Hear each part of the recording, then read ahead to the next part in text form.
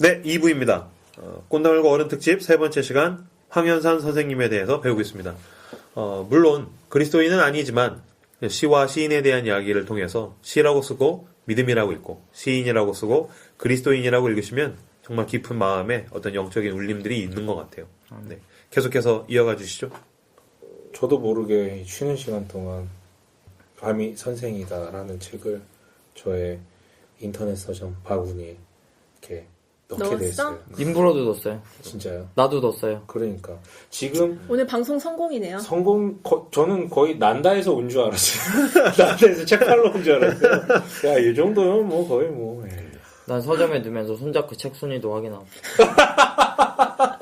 그러면서 이렇게 얘기했어요. 아직 안 내려왔네?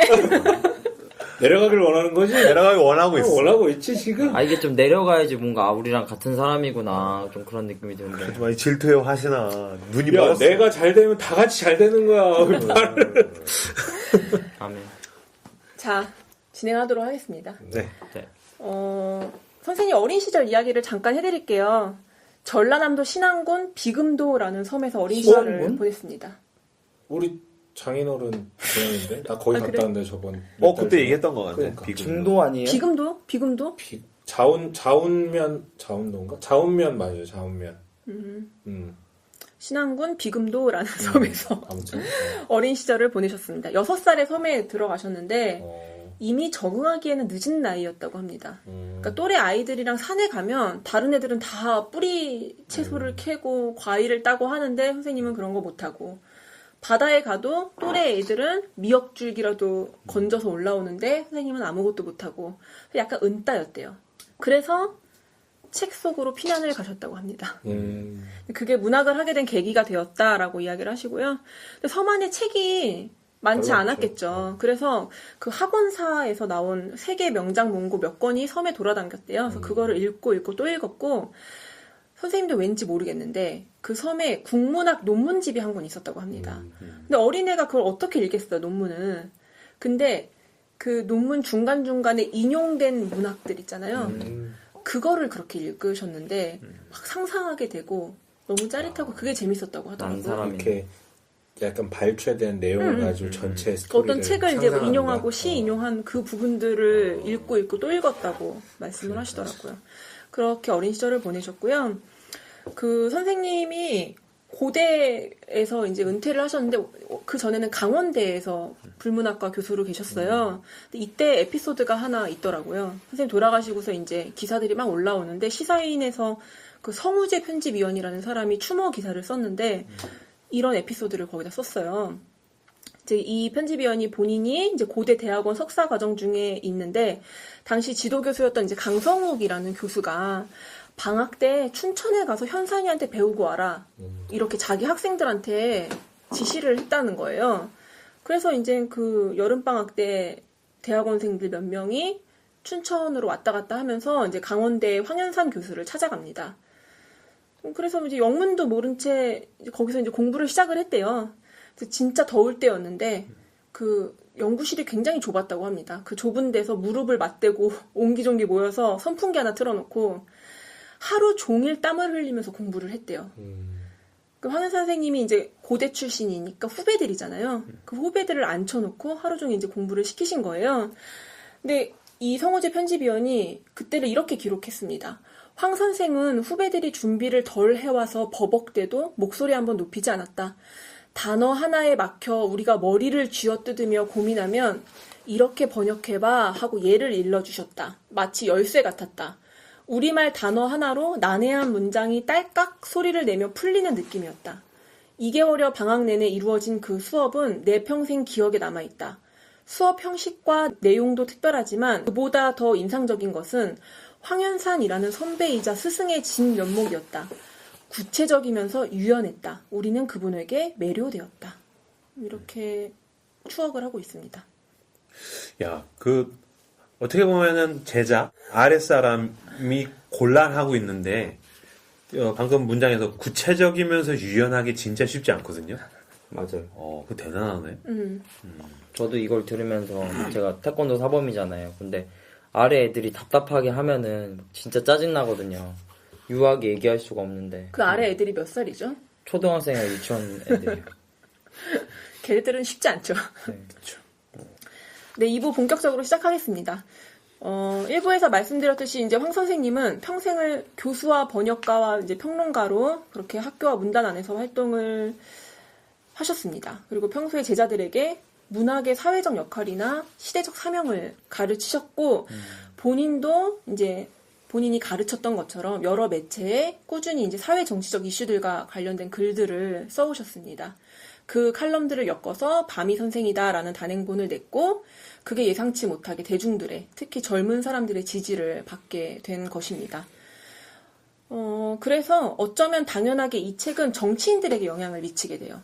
그러니까 이번에는 정치인들의 선생님, 황현산에 대해서 이야기해 보도록 하겠습니다.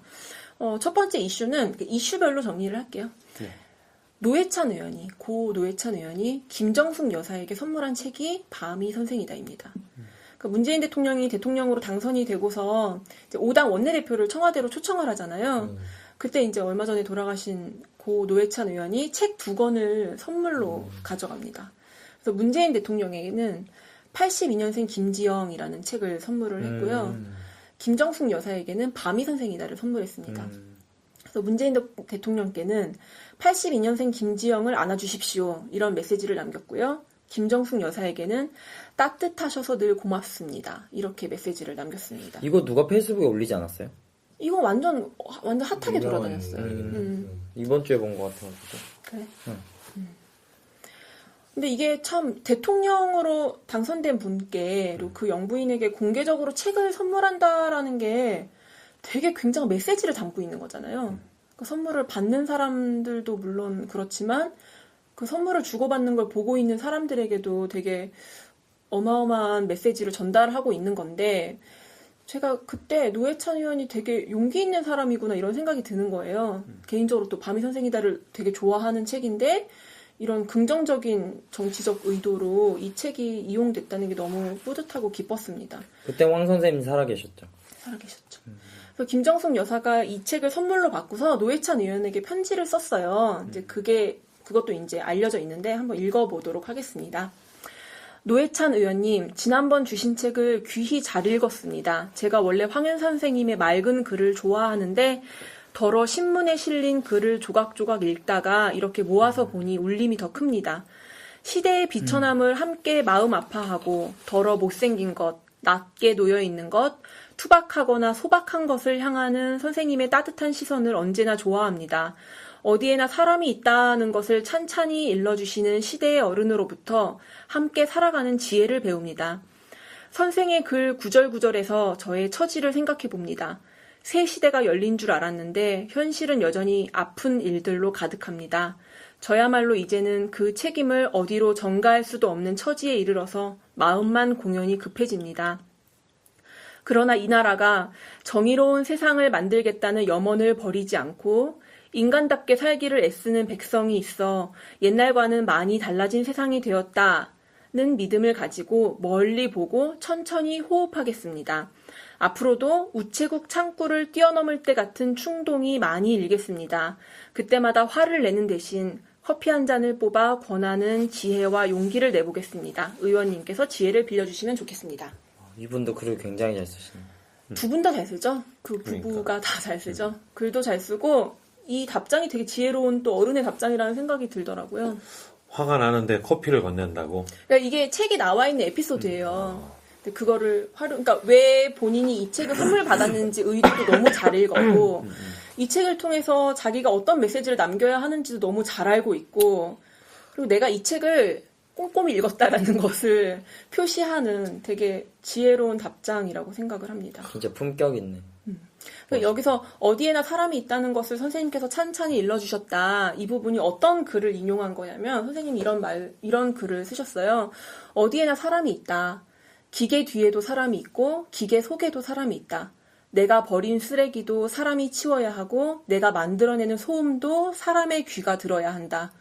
골짜기에 댐을 막으면 사람의 집이 물속에 들어가야 하고 개펄에 둑을 쌓으면 그만큼 사람의 생명이 흙 속에 묻힌다. 사람은 큰 집에서도 살고 작은 집에서도 살고 집이 아닌 것 같은 집에서도 산다. 이 문장을 인용한 것입니다. 이게 그 밤의 선생이다 다 나와요. 나 이거 본 것 같아. 이거 읽은 것 같아. 이거. 여기도 정치적인 이슈들도 잘 시처럼 녹여내셔서 글을 와, 쓰셨죠. 진짜 이 방송 들으면은 이 책 한 500부 팔릴 것 같은데. 말도 안 되는 소리 하지 마. 네. 너무 좋다. 근데 이 책이 이런 정치적인 선물이 될 수 있는 이유는 이건 그냥 이것만 딱 띄어서 보면은 아포리즘 같은 글이잖아요. 근데 이게 실제적인 사회적 이슈와 다 직접적으로 연결이 되어 있기 때문입니다. 그래서 김정숙 여사 편지에 이런 글도 있어요. 시대의 비천함을 함께 마음 아파하고 더러 못생긴 것, 낮게 놓여있는 것, 투박하거나 소박한 것을 향하는 선생님의 따뜻한 시선을 언제나 좋아합니다. 와. 이렇게 쓰셨는데 이걸 가장 잘 보여주는 칼럼이 있어요. 그래서 칼럼 하나를 소개하려고 합니다. 이것도 뒤에 부분은 낭독을 할 건데 다 할 수 없으니까 앞부분을 제가 서머리를 해볼게요. 소금과 죽음이라는 글이에요. 소금과 죽음. 그러니까 선생님 고향이 이제 비금도라고 아까 말씀을 드렸잖아요. 그 내 고향 비금도는 뭐 이세돌의 고향이고 바둑기사 이세돌의 고향이고 맛이 특별한 시금치 섬초와 국내에서 가장 질이 좋다는 천일염 비금 소금의 생산지다. 이제 그러면서 소금 이야기를 쭉 하십니다. 그 원래 소금은 흙바닥에서 얻어내는 토파뇽이 제일인데 그거는 좋은 소금이긴 한데 소금에 흑빛이 들어가는 거예요. 흑색이 들어가는 거예요. 그래서 시장에서 팔리질 않는데요. 그래서 섬사람들이 염전의 그 결정지에다가 비닐장판을 깔아서 장판염을 만들거나 도자기 타일을 깔아서 도판염을 만들었다는 거죠. 그러면서 이제 다시 시선을 도시 사람들을 향합니다. 여기 낭독을 김사부가 해주시면. 도시 사람들은 자연을 그리워한다. 그러나 자연보다 더 두려워하는 것도 없다. 도시민들은 늘 자연산을 구하지만 벌레 먹은 소체에 손을 내밀지는 않는다. 자연에는 삶과 함께 죽음이 깃들어 있다. 도시민들은 그 죽음을 견디지 못한다. 사람들은 자신들의 거처에서 죽음의 그림자를 철저하게 막아내려 한다. 그러나 죽음을 끌어안지 않는 삶은 없기에 죽음을 막다 보면 결과적으로 삶까지도 막아버린다. 죽음을 견디지 못하는 곳에는 죽음만 남는다. 사람들이 좋은 소금을 산답시고 우리 고향의 마을의 표현을 빌리자면 죽은 소금을 고르게 되는 것도 따지고 보면 같은 이치다. 살아있는 삶, 다시 말해서 죽음이 함께 깃들어 있는 삶을 고르기 위해서는 용기가 필요하다. 좋은 식품을 고르기 위해서도, 사람 사는 동네에 이른바 혐오시설이 들어서는 것을 용납하기 위해서도 용기가 필요하다. 우리 고향 비금 사람들이 염전에서 장판과 타일을 걷어낼 때에도 그런 용기가 필요했다. 너무 좋지 않아요, 그러니까 이 글은 소금 이야기를 하고 있고 삶과 죽음에 대한 이야기를 하고 있는데 사실은 그 우리 동네 혐오시설이 그치, 그 얘기를 들어서는 걸 반대하는 이제 어떤 지역 주민들의 시위를 보면서 꺼내신 이야기인 거예요. 그러니까 진짜 이 글을 보면서 어른의 지혜가 느껴지는 거예요. 그러니까 너희는 왜 그렇게 이기적이냐? 사람이 그러면 안 된다. 뭐 니들은 그런 시설 이용할 일이 없을 것 같냐? 막 이렇게 막 다그치시는 게 아니라 내가 비금도에 살았는데 여기 소금이 유명해.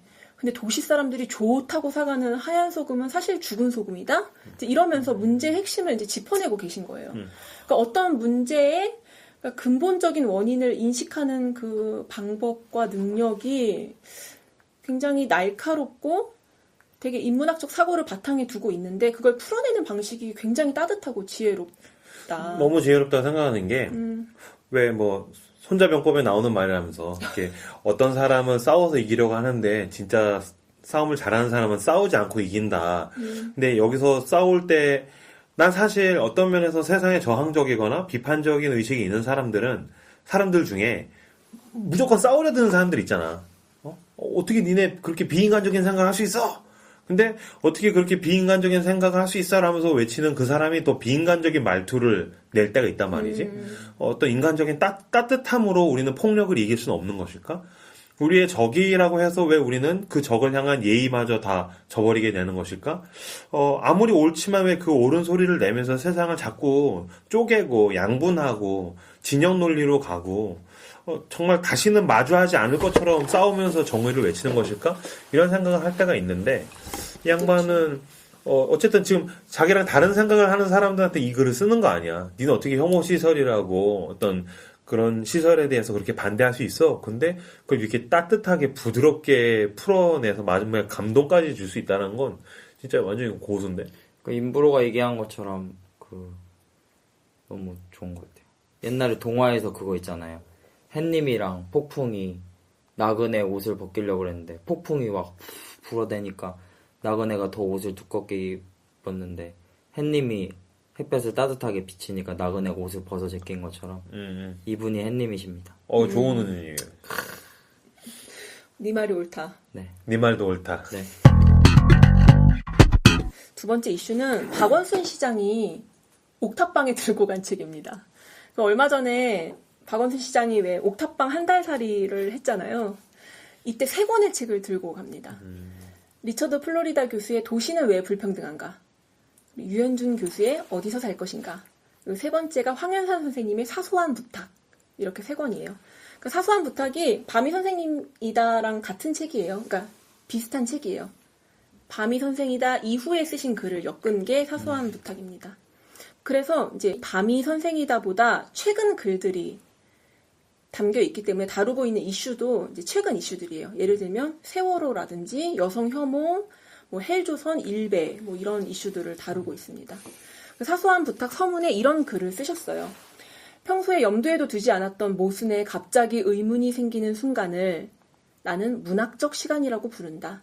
문학적 시간은 대부분 개인의 삶과 연결되어 있기 마련이지만 사회적 주제와 연결될 때 그것은 역사적 시간이 된다. 그것은 또한 미학적 시간이고 은혜의 시간이고 깨우침의 시간이다. 나는 이 세상에서 문학으로 할 수 있는 일이 무엇인가를 오랫동안 물어왔다. 이렇게 쓰셨습니다. 은혜 받았어요. 와 진짜 취한다 취해. 어떡하지? 진짜야? 네. 근데 근데 김사부는 뭐 20대 때 막 시 읽고 막 울고 그랬다며. 네. 문장에 대한 감수성이 훨씬 더 큰 것 같아. 난 지금도 시 읽으면 우는데. 그래요? 네. 나 지금 제 마음이 울고 있습니다. 네 말도 옳다. 그래서 이제 선생님께는 문학을 읽고 쓰고 탐구하는 것과 사회 현상과 문제에 대해서 발언하는 것이 별개의 문제가 아니었던 거예요. 다 문학이었던 것입니다. 그러니까 이분은 뭐 글을 잘 쓰시기도 하지만은 언어의 온도 자체가 너무 따뜻해가지고 그런 게 너무 좋은 것 같아요. 그 최근에 나온 책 중에서 언어의 온도라는 책이 있었잖아요. 그거 엄청 별로인 책. 그건 읽으면은 막 좋은 것 같긴 한데 남는 거 하나도 없는 그런 거였는데 되게 모호하고 피상적이었는데 이분의 글은 온도도 높으면서도 정말로 이렇게 팍팍 때려박는 그게 너무 좋은 것 같아요. 그래서 아까 일부에서도 계속 얘기했지만 이 문학에다 자꾸 종교라는 말을 갖다 붙이고 싶은 거예요. 그래서 종교적 시간은 대부분 개인의 삶과 연결되어 있기 마련이지만 사회적 주제와 연결될 때 그것은 역사적 시간이 된다. 아니 어떤 이렇게 읽고 싶은 충동이 계속 일어나더라고요. 왜냐면 이 사람에게 있어서 시가 일종의 종교에 가깝잖아요. 그래서 그 시라는 도구를 가지고 세상을 바라보는 그 사고방식이 거의 종교적 성찰에 가깝다라는 인상을 나도 지금 계속 받아요. 그래서 일종의 어떤 은혜 받는 느낌 같은 게 계속 드는 게 이 사람이 가진 어떤 종교적 열정을 가지고서 시를 가지고 세상을 향해서 계속 달려들려고 하니까 그런 게 있는 것 같아요. 게다가 트위터리안이잖아요. 그러니까 이 이른에 가까운 할아버지가 젊은 세대 사이에서 일어나는 갈등들을 읽어내는 게 진짜 탁월하신 거예요. 이걸 또 문학적으로 이제 풀어내시는데 당연히 박원순 시장에게 되게 정치적인 좋은 참고서가 됐을 것이다라고 생각을 합니다. 그래서 어떤 매체에서 박원순 시장이 이 사소한 부탁을 선택한 것을 보고서 이렇게 평을 했어요. 사회적 가치에 대한 보수와 진보의 갈등이 첨예한 곳에서 서울이 그렇다는 거죠. 박 시장이 균형을 잡는 것은 쉽지 않은 일이다. 성장과 분배, 거주와 같은 문제뿐만 아니라 여성, 인권 등 사회적 감수성이 필요한 갈등 사안에 대해서도 고민해야 할 박 시장에게 사소한 부탁이 새로운 모멘텀을 제공할 수 있을지 기대된다. 딱 정확한 이야기인 것 같습니다. 그러니까 사실 페이스북 같은데 SNS에서 어떤 그리스도인이 또는 목사님이 그래도 이름이 좀 있는 분이 사회에다가 이제 참여하려고 글을 썼었을 때 생각은 동의하는데 어법에 대해서 약간 이렇게 반감이 있을 때가 있어. 그럼 나랑 다른 생각을 가진 또 목사님이 사회에 대해서 사회를 참여하면서 이야기할 때 그 사람의 진영이 나랑 다르다고 해도 내가 어느 정도 동의할 수 있는 부분인데 또 그 사람의 말투나 어법이 나한테 굉장히 거슬릴 때가 있잖아요. 근데 그런 면에서는 우리가 세상에다가 어떤 식으로 말을 던져야 되는가 하는 황현산 선생의 어떤 말투, 어법을 통해서 좀 많은 걸 배우게 되는 게 있는 것 같아요. 네네. 제가 그걸 되게 크고 강렬하게 느꼈었던 에세이가 있었어요. 이건 책 나오기 전에 그냥 정말 신문 칼럼에서 접한 건데, 그러니까 페미니즘과 관련된 것입니다. 그러니까 한국에서 페미니즘 운동이 이제 본격적으로 활발하게 시작된 게 그 사건이 강남역 살인 사건 그 이후잖아요. 그러니까 그 범인이 숨어 있다가 대여섯 명의 남자들은 패스하고 여자를 기다렸다가 죽인 것에 대해서 여자들이 이제 굉장히 분노와 공포감을 느꼈죠. 그래서 그녀는 여자이기 때문에 죽었다라고 여자들이 많이 생각을 했어요. 근데 이것은 단순히 이 사건만에 대한 해석이 아니라 그동안 여자들이 살면서 느껴왔던 되게 작고 큰 공포의 시간들이 다 있었기 때문에 감정이입이 되고 이제 폭발적으로 이제 이루어진 것이었는데, 왜 저도 한 번 말씀드렸는데 고등학교 때 칼로 위협하고 끌고 가는 남자 만났었다고 했잖아요. 그래서 저도 약간 밤길에 대한 그런 게 있거든요.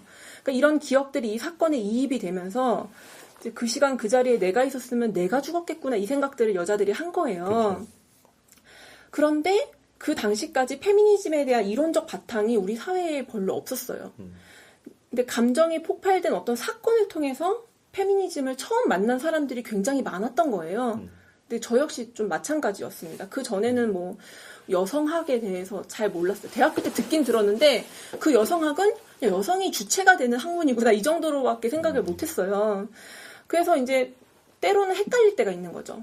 어떨 때는 페미니스트들의 말이 하나부터 열까지 다 맞는 것 같은데 또 어떤 날은 저거 너무 막 오버하는 거 아닌가? 약간 이런 생각이, 제가 여자지만 그런 생각이 들 때가 있는 거예요. 근데 이때 막 이렇게 헷갈릴 때 황윤선 선생님이 매체에다 이제 글을 쓰셨습니다. 이제 그 글이 이제 사소한 부탁에 실려 있는데, 뭐 여성 혐오라는 단어가 이제 미소진이라는 말을 번역한 데서 온 것이다라는 글이었어요. 다시. 미소진?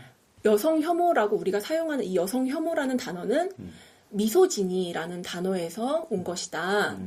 미소진이가 뭐야? 그러니까 이 미소진이가 그 문학에서 여성을 배척하고 타자화시키고 뭐 여성을 막 성녀화시키고 뭐 막 이랬었던 모든 여성 혐오적인 것들을 통틀어서 그 문학적 태도, 남성 위주의 그 태도를 미소진이라고 이야기하는데 그게 이제 번역이 되면서 여성 혐오로 이제 번역이 된 거예요. 영어예요? 영어로는 미소진이, 아. 그리고 불어로는 미소기니. 근데 이 글이 당시 페미니즘 운동이 약간 어수선하고 약간 이제 감정적이었던 흐름이었는데 되게 탄탄한 이론적 버팀목이 되어줍니다. 그러니까 저도 이 글을 보고서 되게 헷갈리고 뭔가 혼란스러웠는데, 아, 여성 혐오가 이런 거구나. 이걸 처음으로 깨달았던 것이 이제 황현선 선생님이 이제 글을 통해서였어요. 책기가 내려왔습니다. 책기가. 그러니까 나는 억울하고 무서운 게 있는데 이걸 어떻게 표현을 못했는데 선생님이 이런 거야 라고 이야기를 해주셨을 때 여기 책기가 내려가더라고요. 그러니까 어쨌든 오늘 뭐 자세한 이야기는 하지 않을 거고 궁금하신 분들은 황현산 미소진이 이렇게 검색을 하시면 여성 혐오라는 말의 번역론이라는 제목의 글을 찾으실 수가 있어요. 이게 2016년의 글입니다. 이후로 이제 이런 맥락의 페미니즘 이론들이 체계적으로 많이 소개가 됐고 이제 관련 책들도 많이 쏟아져 나왔는데, 그래서 이미 그런 것들을 접하신 분들한테는 이 글이 새롭지 않을 수는 있어요. 근데 황현상 선생님의 글의 가치는 뭐냐면 시의성이 있습니다. 그러니까 필요한 말을 눈치 보지 않고 필요한 때 해주시는 거예요. 그러니까 이거는 약자 편에서는 용감함 이런 덕목도 물론 있지만 뭐가 정말 훌륭하냐면 그분 안에 얼마나 잘 준비되고 정리된 생각들이 있는가. 이것을 엿볼 수 있는 대목입니다. 그래서 만약에 지금도 여성 혐오라고 했을 때 나는 여성을 혐오한 적이 없다. 나는 여성들을 사랑한다. 이렇게 말씀을 하시는 남자들이나 아니면은 여자분들 중에 나는 그런 혐오를 남자들한테서 받아본 적이 없다. 남자들은 다 나를 좋아한다. 이렇게 생각하는 여성분들이 만약에 계시다면 본인 얘기예요? 절대 저는 그렇지 않습니다. 혹은 여성들이 뭐 이렇게 같이 남성들이랑 술을 마시다가 나쁜 일을 당했다라는 기사를 보실 때 왜 저 여자는 늦게까지 돌아다니고 남자들이랑 술을 처먹다가 저런 일을 당해? 라는 생각을 하시는 분들이 계시다면 이 글을 읽어보시면 도움을 받으실 수 있으실 것입니다. 이 글도 이분 그 두 개의 책에 수록된 거 아니에요? 그러니까 칼럼을 쓴 게 먼저고 이제 그게 사소한 부탁이라는 책에 실렸습니다. 근데 아무튼 제가 여기서 이제 이걸 말하고 싶은 건 페미니즘을 말하고 싶은 게 아니라 이제 황은 선생님의 글이 우리의 그런 부족한 인권 감수성을 높이는데 굉장히 큰 도움이 되고 그렇기 때문에 정치인들에게는 교과서처럼 쓰일 수 있겠다라는 그런 생각을 하게 되는 것입니다. 그리고 또 얘기하고 싶은 게 여기서 사회적 문제라는 것이 되게 성도들의 피부에 와닿는 거잖아요. 근데 교회가 이것을 관심을 갖고 들여다보고 연구해서 쉬운 말로 성도들에게 설명을 해주어야 하는 게 좀 당연하다라고 생각이 드는데 너무 교회에서는 예수의 보혈로 퉁치려고 하는 경향이 있지 않은가 그런 생각이 들었습니다. 쉬는 시간에도 손작가랑 잠깐 얘기를 했는데 그 세월호 얘기해 주세요, 손작가. 그러니까 세월호 사건이 어떻게 보면 한국 기독교에 던진 충격이 되게 커요. 한국 사회의 그쵸. 전반적인 모든 영역에 대해서 던진 게 굉장히 큰데 이제 한국 교회도 되게 컸었거든요. 그렇죠. 저 역시도 이제 그 전까지만 해도 그렇게 크게 관심 없었어요. 사회적 이슈에 대해서 고민한 적도 없었고, 근데 이제 이 어간에 그러니까 어느 언론인지는 잘 모르겠는데 모니터링을 했어요. 복음주의권에서, 그러니까 우리가 흔히 말하는 이제 그러니까 정통 교회들, 보수 기독교? 네, 보수적인, 그러니까 복음주의권에 있는 기독교 교단 상관없이 한 100개 교회 정도를 모니터링을 한 거예요. 좀 이름난 교회. 근데 세월호 사건이 일어난 직후에 세월호 사건을 설교 시간에 언급하고 다룬 교회가 100교회 중에 3교회밖에 없었다라고 이제 그 모니터링한 결과를 발표하더라고요. 그만큼 이제 너무 유리돼 있는 거죠. 네, 유리돼 있는 거죠. 현 시대의 어떤 아픔이라든가 문제라든가 이슈에 대해서 유리돼 있는데, 그러니까 저는 개인적으로는 제가 지금 몸담고 있는 지점이 보수 기독교다 보니까 어떤 맥락인 줄 알 것 같아요. 근데 최근에도 제가 고민되었던 게 자꾸 이제 이거를 약간 성서기언론처럼 나누는 거죠. 신본주의와 인본주의라는 이제 이 어떤 두 가지 테마로 나눠서 기독교는 이제 신본주의고 인간의 이야기를 하는 게 아니라 인간의 어떤 그 모든 그 인간을 주제로 하고 기반으로 한 모든 것들로부터 이제 격리되고 하나님의 얘기를 해야 된다라고 얘기를 하는데 이게 되게 말장난인 거예요. 요즘 다시 생각을 해보니까 예전에는 맞아 막 이런 어떤 은혜를 받고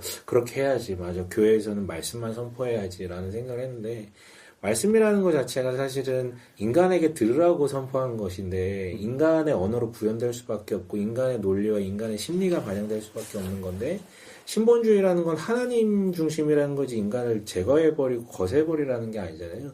인본주의라는 것도 인간의 어떤 주체성에 대한 부분들을 경계하는 거지 인간의 내용을 얘기하지 말라라는 게 아닌데, 그러니까 되게 말장난 같은 짓을 하면서 그렇다고 또 설교도를 떠들어보면 하나님 얘기도 안 해요. 또 이렇게 솔직히 얘기를 하면 하나님 얘기도 안 해요. 어른을 공경해라. 네, 뭐 그런 얘기를 하는 거지 뭐 누가 복받은 게 어른 공경해서 그렇게 됐다 뭐 이런 얘기를 하는 거고.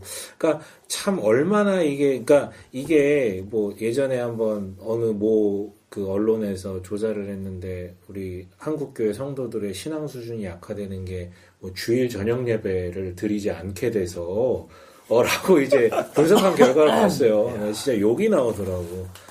아니, 그게 지금 중요한 게 아니라 세월호 사건에 대해서 상식선에서 모든 사람들이 관심을 가지고 공감을 하고 거기에 아픔을 느끼고 있고, 심지어 이거는 이념을 떠나서 대다수의 국민들이 마음 아파하는 어떤 사건이잖아요.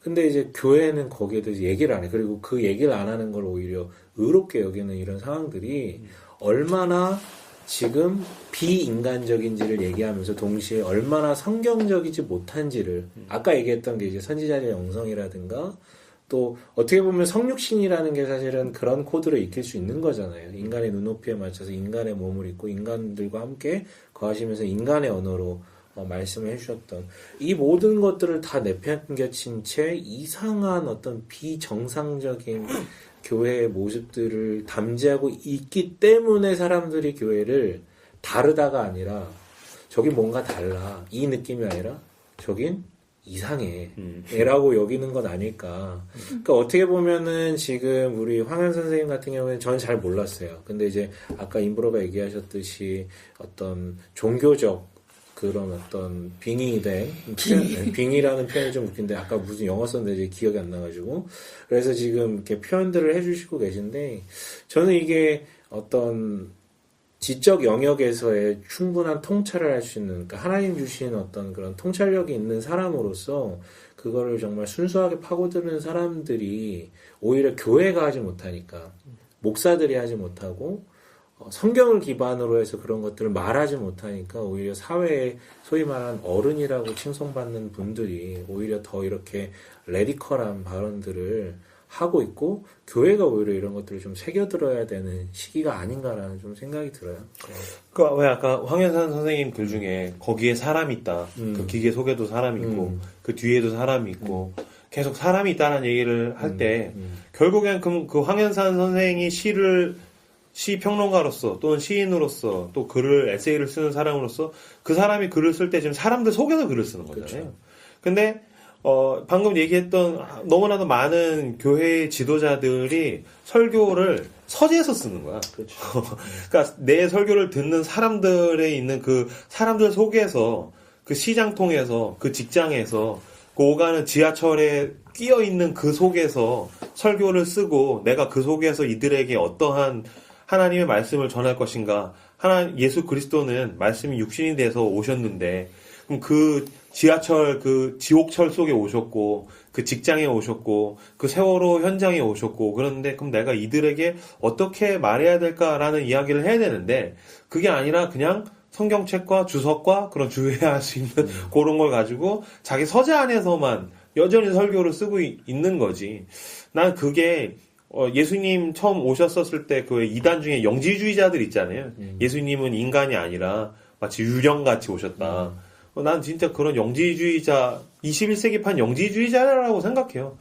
그러면서 우리가 진짜 어떤 면에서 진짜 성찰하고 사람들 속에서 사람들과 함께 인간적으로 예수를 믿는다는 것은 무엇인가에 대해서 고민할 부분인데 그거를 어쨌든 교회 바깥에 있는 황현산 선생 같은 이런 사람이 우리에게 잘 알려주고 있다는 것이죠.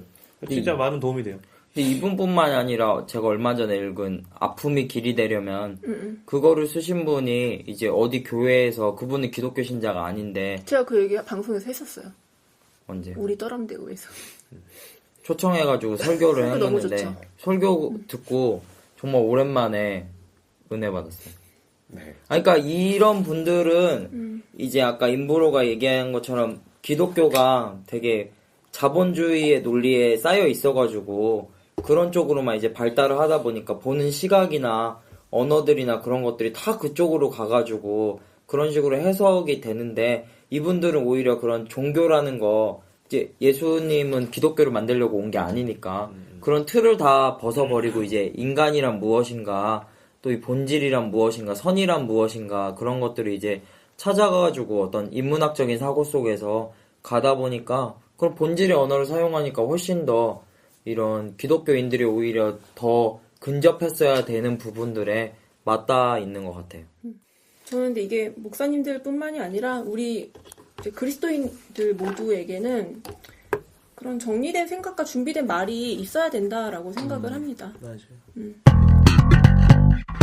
다음 정치적인 이슈는 그 손석희 앵커 브리핑에 인용된 책이라는 것입니다. JTBC 뉴스룸 뭐 가끔 보시면 그 손석희 목사님께서 앵커 브리핑을 하시잖아요. 여기서 이제 직간접적으로 언급되는 책이나 영화들이 있는데 그게 또 이제 또 다른 이슈가 되기도 하고 이러거든요. 이제 이게 지난 광복절 앵커 브리핑에서 황현 선생님의 글이 인용이 됐습니다. 어떤 글이었냐면 소녀상과 만국의 소녀들, 소녀상과 만국의 소녀들이라는 글이에요.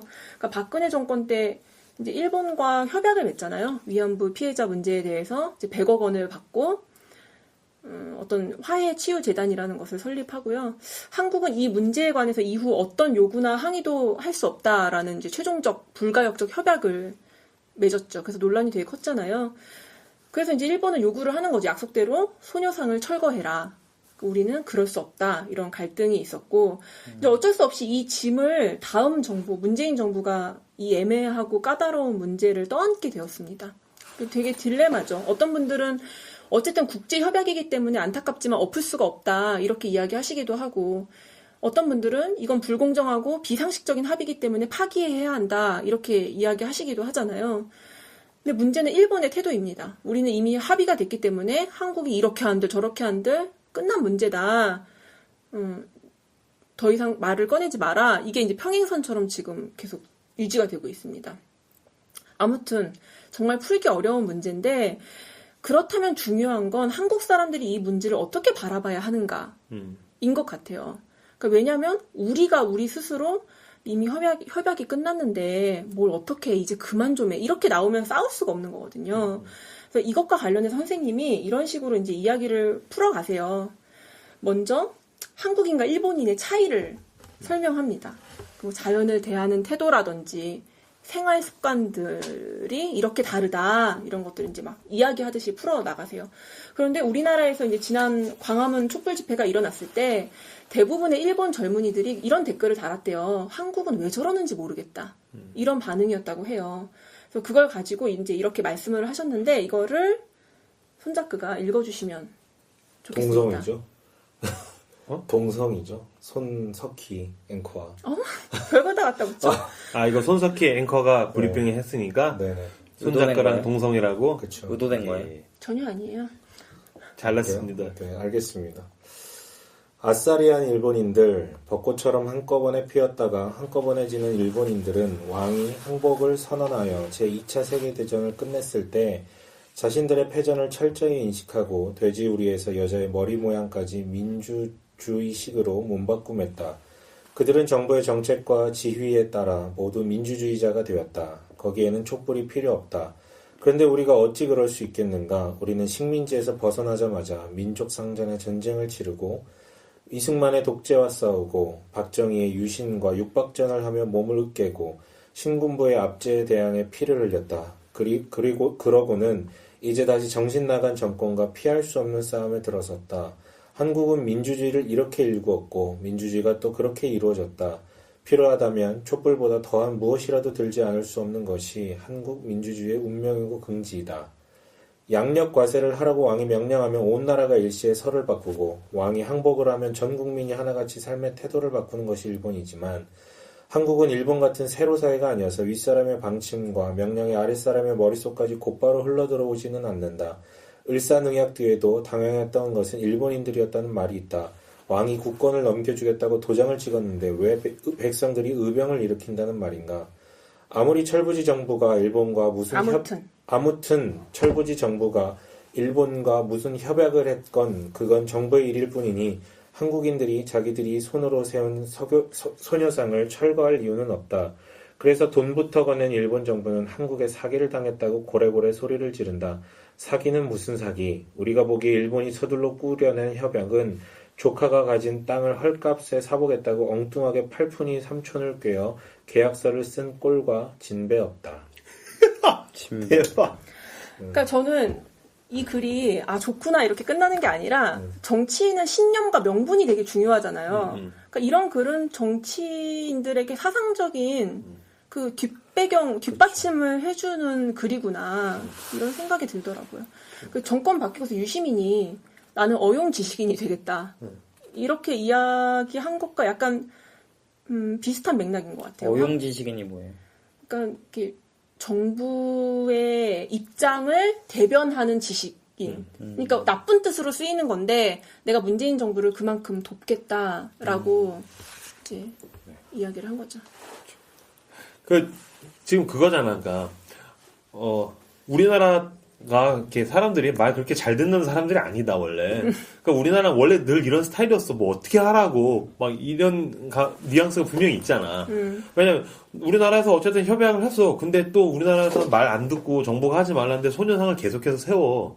근데 원래 우리나라 그랬어. 왜냐면 일사조약 맺은 다음에도 막 의병 일어나고 임진왜란 때도 왕 도망갔는데 의병 일어나고 우리나라 원래 정부나 위에 지도자들이랑 밑에랑 이렇게 한결같지는 않아. 그러니까 우리는 우리나라 방식대로 지금 하고 있는 거야라는 그런 말이 난 너무 웃겼어요. 설득력이 너무 강해. 그러니까 뭐 어떤 사람들은 아니 국제 협약을 했는데 막 이렇게 하는 사람들에게도 자유를 줄 수 있고 또 이제 정권이 바뀐 새 정부에게 그치. 밀고 나가라. 라는 명분을 주는 그런 사상적인 글인 것 같아요. 맞아요. 너무 좋더라고요. 근데 이게 더 감동적인 게 이 글이 여기서 끝나지 않고요. 그 다음이 있어요. 여기에서 이분의 이 깊이가 더 느껴지는데 이건 제가 읽어보겠습니다. 사실 전쟁 위안부 문제는 한국과 일본의 외교적 노력만으로는 감당하기 어려운 과제를 끌어안고 있다. 전쟁 위안부의 징집과 위안소의 운영은 넓게 보아 인류에 대한 범죄였고 좁고 구체적인 관점에서는 남성이 여성에게 저지른 죄악이었다.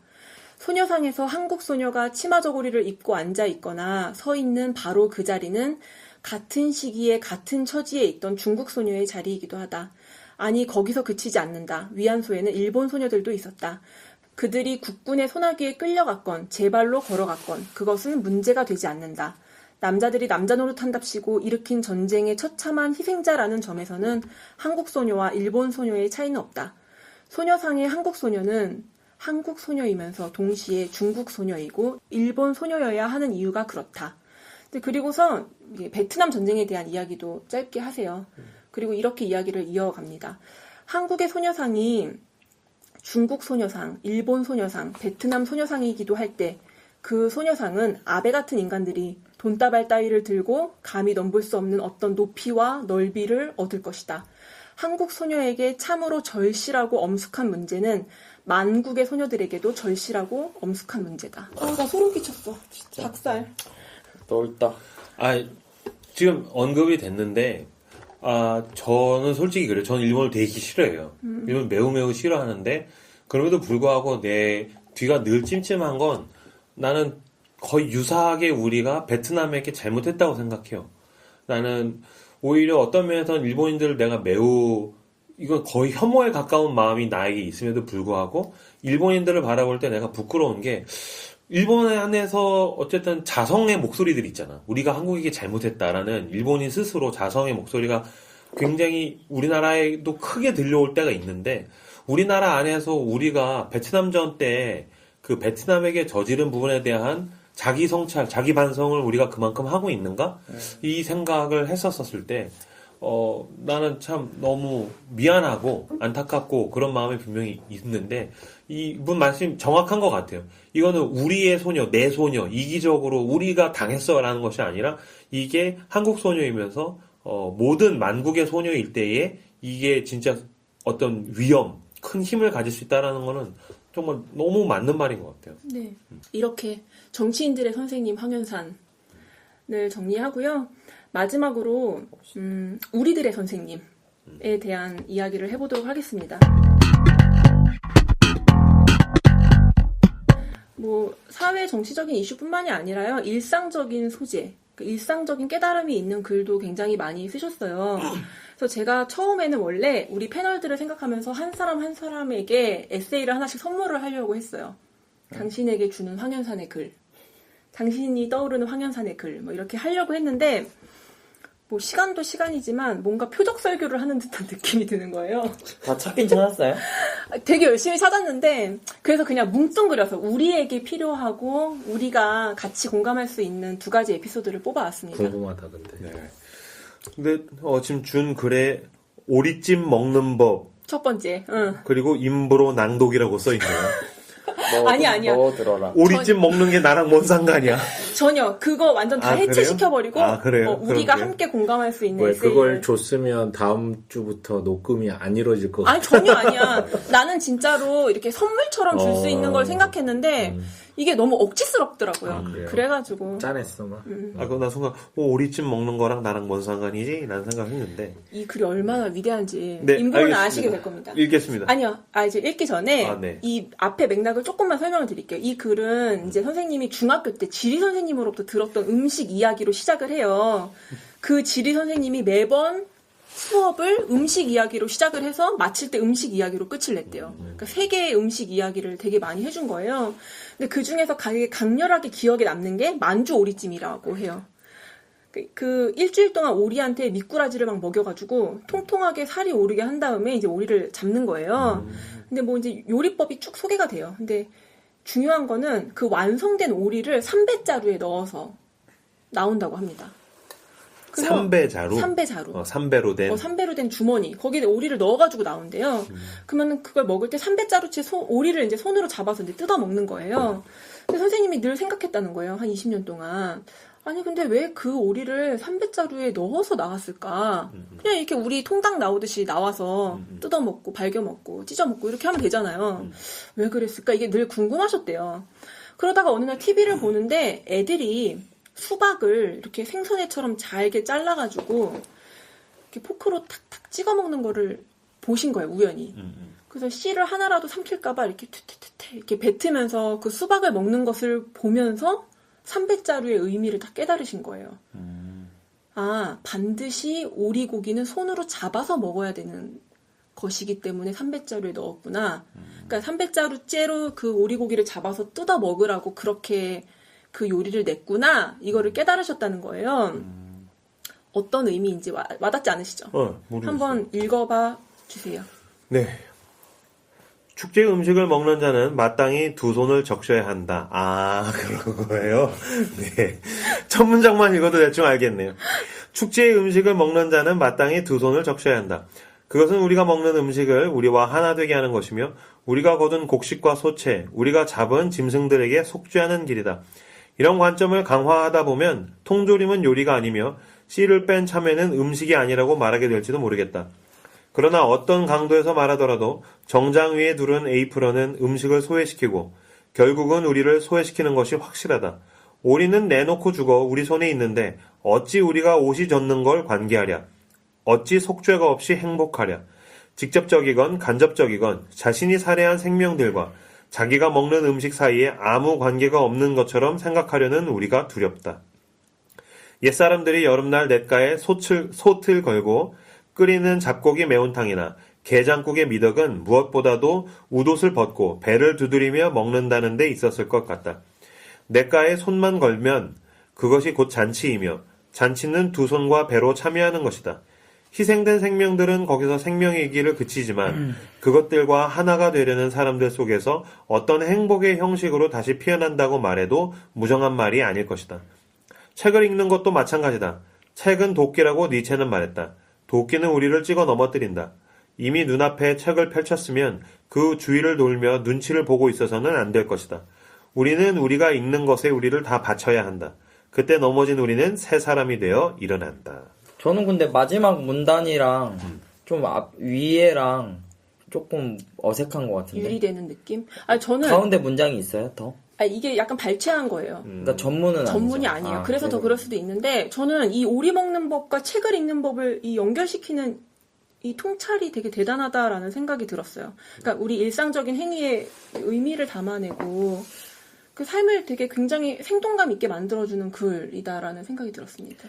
저는 오히려 이거 읽으면서 마지막 문단 나오기 전에는 감탄하면서 와 그럼 이분은 그런 이제 음식과 음식 사이에 뭔가 이렇게 격이 없고 벽이 없고 이렇게 또 생명을 존중하면서 그런 걸 먹고, 얘기하면서 이제 나중에 가가지고 뭔가 사람과 사람 사이에 뭐 그런 걸 할 줄 얘기하고 알았는데 갑자기 책이 나와서 뭐야? 그건 이제 발췌한 거니까. 그러니까 근데 나 이거를 최근에 실제로 나 이거는 지금 처음 봤는데 이걸 나 이번 주에 생각을 했어. 왜냐면 내가 지난주에 친구를 만나서 얘기를 하는데 얘가 그 자원봉사를 하려고 고등학생 데리고서 중국에 갔다는 거야.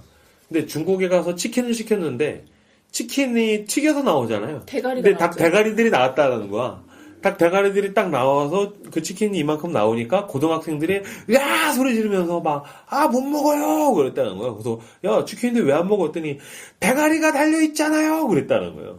그 제 친구가 굉장히 당황해서 야 모든 닭은 대가리가 달려 있어 라고 얘기를 했다라는 거예요. 그러니까 얘네는 늘 진들이 먹는 치킨에는 머리가 잘려 있는 거지. 근데 내가 이 이야기를 들으면서 그때 떠올랐던 게 제 딸이 몇 달 전에 영어 공부를 이제 이모가 하라고서 자석을 사다 몇 줬는데 살이죠? 5살이에요. 근데 이제 자석에 뭐 개 그러면 이제 독 뭐 이렇게 있잖아요. 돼지 그럼 피그. 근데 닭에 치킨이라고 썼었는데 아빠 이게 뭐야? 그래서 치킨 그랬더니 아니야. 아니 치킨 맞아 아니야. 그러더니 통닭 대가리가 잘려져 있는 통닭을 가지고 오더니 이게 치킨이지라고 얘기를 하는 거야. 그래서 얘네들은 어떤 생명으로서의 닭을 대하는 게 아니라 음식으로서의 치킨이 얘네한테는 살면서 너무나 당연하게 몸에 배어 있구나. 닭 잡는 과정이나 그러니까. 그 비명 소리를 들어본 적이 없으니까. 그럼 비명은 그렇다고 쳐도 내가 먹는 게 어떠한 생명으로 인해서 죽어서 나에게 생명으로 오는 거나라는 생명과 관련된 음식으로서의 내가 생명으로서 이어진다라는 생각 자체를 이제 안 하는 거야, 그냥. 공장에서 나오는 치킨을 먹는 거지, 얘네는. 공산품으로서의 음식? 이런 거를 먹는 세대구나라는 생각을 저도 이번 주에 했는데, 황현선 선생님 거 너무 재밌네요. 그리고 이 사람은 그 속죄 개념은 성서에 나오는 그걸 얘기한 거 아니에요?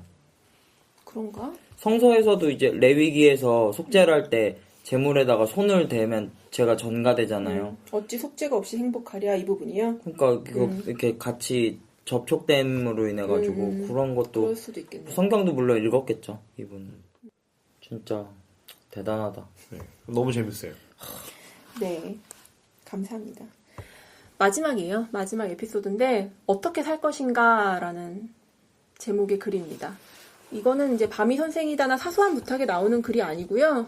어떻게 살 것인가라는 책이 있어요. 12명의 지성인들이 이 주제를 가지고 글을 썼는데 이제 그 중에 한 분이 황현선 선생님이었던 거예요.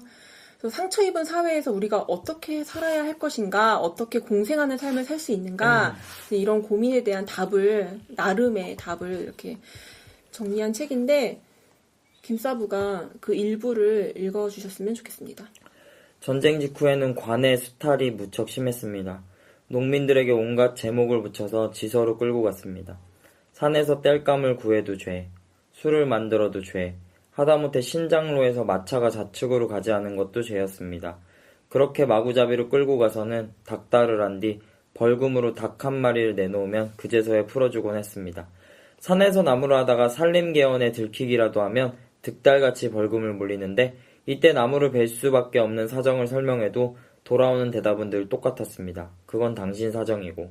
그러면서 법이 어쩌고 위에서 내려온 지시가 어쩌고 떠들기 시작하면 섬사람들은 더 이상 말을 못하고 입을 닫습니다. 그런데 글을 못 읽는다고 해서 생각까지 없는 건 아닙니다. 분명 이건 아니라는 생각이 들지만 부조리한 부분을 논리적으로 표현할 방법이 없으니 그저 답답할 수밖에요. 문학은 바로 이런 사람들의 입이 되어주는 것이라고 생각합니다. 세상에는 여러 가지 이론들이 존재합니다. 과학이론, 철학이론 등 온갖 이론이 존재합니다. 그리고 이런 이론은 다양한 말을 합니다. 그런데 거기에는 농민들의 사정, 공무원들이 무시해버린 그 사정을 대변해줄 말은 없습니다. 문학이 바로 그 역할을 해주는 것입니다.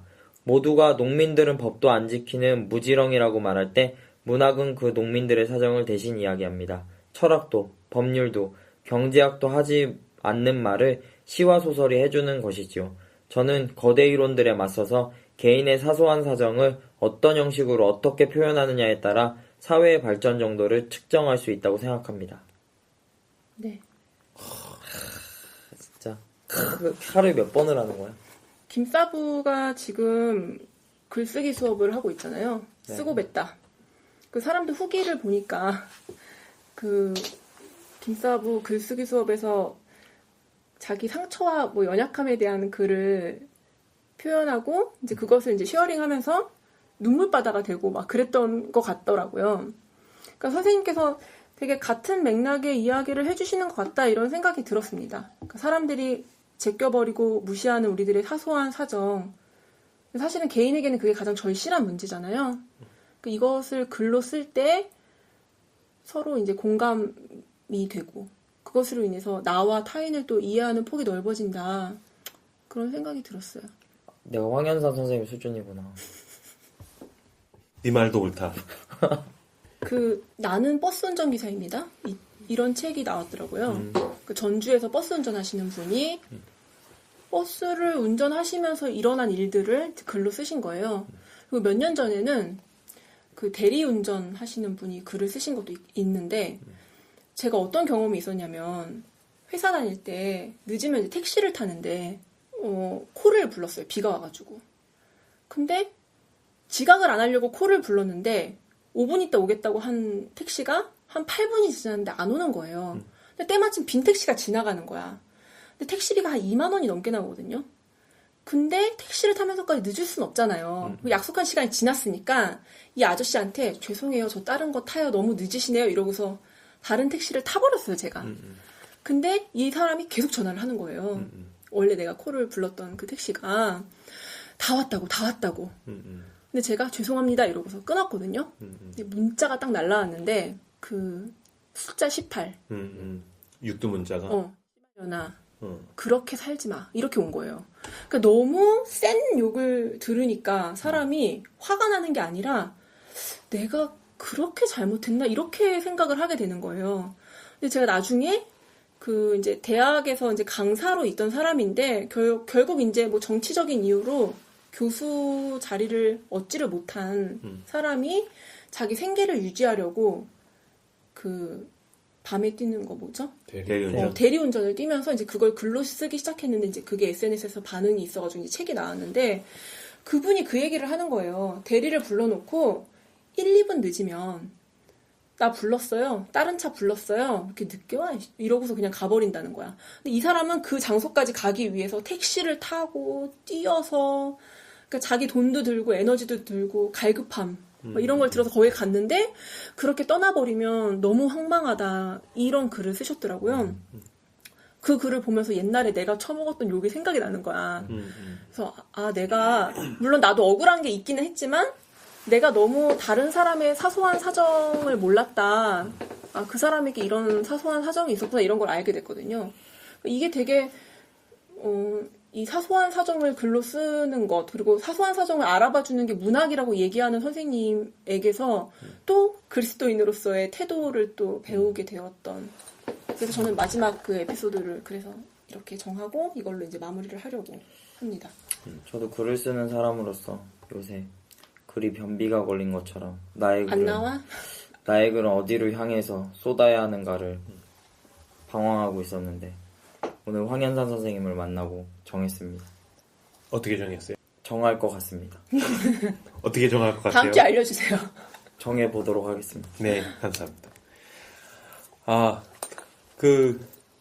계속 얘기를 듣다가 이렇게 떠오르는 장면이 이제, 난 그 성경에서 예수님이 삭개오를 만나는 장면이 너무 좋아요. 왜냐면 예수님이 당대에 이제 막 인기를 끌면서 수많은 인파들이 몰려들었는데, 얼마나 예수님한테 환호성을 질렀겠어. 막 멋있다. 병자 고쳐주세요. 나를 치고 있는데 어떻게 그 상황에서 모든 사람이 나한테 소리를 지르면서 당신 짱이라고 하는데 굳이 나무 위에 올라가 있는 그 작은 난쟁이가 그 눈에 보였을까? 어떻게 예수님한테 그게 보였을까? 그 사람이 보였을까라는 생각을 한 적이 있어. 왜냐면 수많은 사람들이 나한테 당신 진짜 멋있다고 할 때는 잘난 나만 보이더라고. 그리고 나한테 제일 좋은 걸 제공해 줄 수 있는 사람, 제일 맛있는 걸 줄 수 있는 사람, 제일 큰 유익을 줄 수 있는 사람이 보이기 마련인데, 가장 멀리 타자화되어 있는 사람이 어떻게 보일까? 참 예수님 멋있다. 그 사람이 보였구나, 예수님은. 그 생각을 했는데, 이 황현선 선생님 얘기를 들으면서, 이 사람이 어쨌든 당대 평론가로서 문단에서도 인정을 받고 후배들이 막 박수 쳐주는데도 끊임없이 그 당대에 있는 삭개오들을 보려고 했구나. 나무 위에 올라가 있는 사람, 구석에서 떠밀려 있는 사람, 어떤 농민으로서 밀려 있는 사람, 그런 한 사람들을 보고 그들의 입이 되어주려고 했다는 건, 진짜 너무 멋있다. 그러니까 앞으로 내가 어디에다 시선을 둬야 될지를 배우게 되는 것 같아요. 그러니까 자본주의라는 게 사람으로서 보지 못하게 만드는 것 같아. 본능인 것 같아요. 돈을 주고 자판기로 보게 만들고 기계로 보게 만들고 시스템으로 보게 만드는데 사람을 계속 보려고 했다라는 거는 정말 내가 이런 부분 노력해야겠다라는 게 배우게 되는 것 같아요. 네, 좋았습니다. 네. 네, 뭐 정말 귀한 분 알게 돼서 감사하고 근데 저는 뭐 계속 얘기했지만 시를 잘 몰라요. 재미없고 앞으로도 그럴 것 같고 엄청 뻣뻣해 보인다 진짜. 문학에 대해서 그렇게 감동을 많이 못 받는 스타일이 노력은 되게 많이 하는데 레미제라블 읽었잖아. 그거는 뭐 그냥 읽은 거고 그건 산문이니까. 근데 이제 귀한 분 알게 됐고 참 더 귀한 통찰력과 지혜를 전수해 줄 수 있고 시대에 맞춰서 귀한 글들을 쓰실 수 있는 분인데 너무 빨리 갑자기 이제 사라지게 되셔서 좀 안타까운 마음이 있어요. 그러면서 이제 또 들으면서 재밌었던 거는 뒤늦게 이분이 이제 대두됐던 거잖아요. 글은 계속 쓰시고 계셨는데 책으로 나온 건 그 나중이었고 이게 아마 바로 나오자마자 막 히트 쳤나요? 아니면 처음부터 처음부터 이렇게 좀, 왜냐면 워낙 이제 언론이랑 문인들이 환호하면서 이 책을 그렇죠. 환영했기 때문에 책으로 나오기 전에는 그냥 그렇죠. 그 가치는 알고 있었지만 이게 한 그 다음에 대중적인 인기가 없었던 그쵸, 분이지 예. 지위 그러니까 네.